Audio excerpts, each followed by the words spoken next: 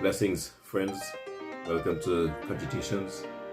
And today we're going to be looking at a little bit choosing your sources, right? Or choosing a source that is credible. My intention is not to stay on long for these. We try to keep them maybe 10 minutes, 15 minutes maximum. Right. So so talking about choosing your sources in moment when we have information coming at us right, left, and center. We need to increase our capacity of being able to vet sources. And today, whether it be in the media, whether it be again in your religious spaces, on social media, you have persons vying for your attention, and they create they create for themselves a scenario where you would be led to trust that person, right? So creating their own credibility, right? And this is done by using titles, more or less. Experts on television, you would see in the religious space, you have your bishops and your all different titles, Doctor so and so, and prophets, and all this type of stuff, right? But again, you being the person receiving is responsible for vetting that source and determining whether or not they're credible. Now, I would start with the name that I chose for the podcast, Cogitations. And I actually came across the word while reading Daniel the prophet, right? And in chapter 7 of Daniel, he is going through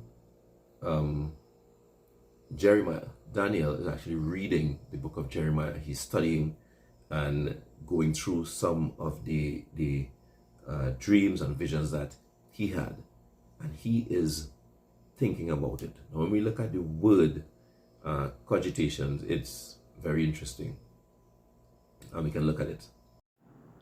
The action of thinking deeply about something, contemplation.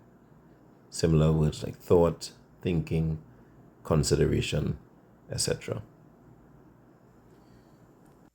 Right, so here we see Daniel, who is a prophet, not just reading Jeremiah, another prophet, but thinking and analyzing what Jeremiah has written, right? Really going into it.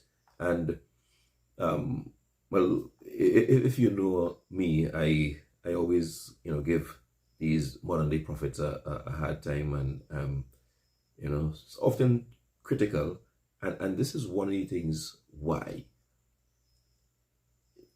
There is a lot of persons who believe that they can come and tell you, God said this, or I had this dream, or I had a vision, and not give you a source that you can go to verify. And that is one of the things that we look at and decide automatically here, that being a prophet didn't, it didn't excuse Daniel from reading. It didn't excuse him from engaging in study, engaging in investigation. And the same standard should apply, right, when you are led to anything, right? And again, in this regard, I'm of course talking about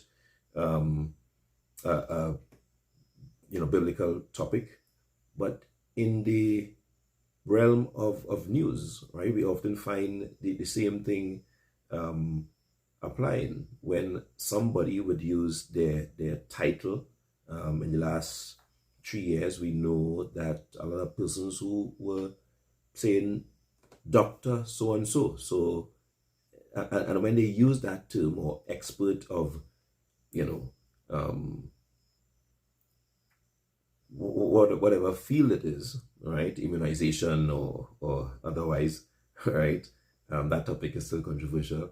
But again, they use the topic and carry a name to prevent you from investigating what they're saying, right? So you should take their word for it and not be able to expect them to answer questions concerning it, right? So in this case here, this is where, for me, I was, my mind was really open up to, again, this perspective where a prophet in scriptures, right, is reading and studying other prophets. Now, there is the school of the prophets, if you go back into it, where a lot of the major prophets would have come out of a system where they were taught, they went to, they studied a curriculum, and they had a very good understanding of not just their own environment, but other environments, other cultures,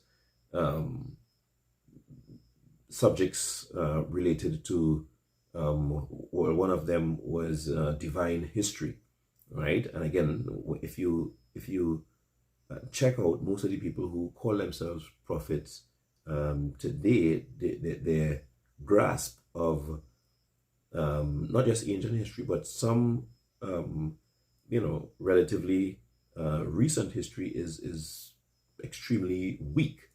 So obviously there's a problem there when trying to place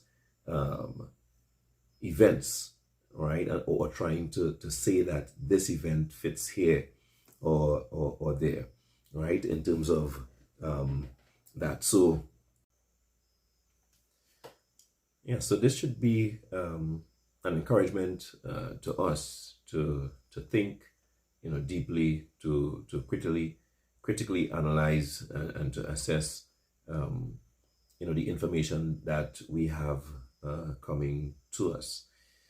As we enter this new year season, the natural new year on Yah's calendar, one of the things that I would also be sharing is the appointed times and feasts that was observed by the in biblical times, right, the ancient Hebrews, and how they teach us lessons about things that were to come, right, how they represented and was a sign of the coming Messiah, right, and how those who kept them were able to identify and recognize him when he came, right, the first time. And of course, those who continue to do so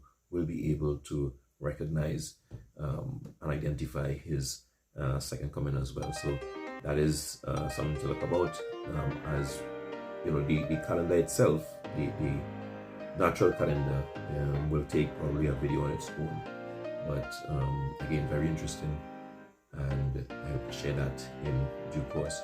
All right, so remember, no need to like, follow, share, subscribe, none of that stuff, but you do need to think. Continue to take care of yourselves and each other. Until next time, you are willing. Be blessed.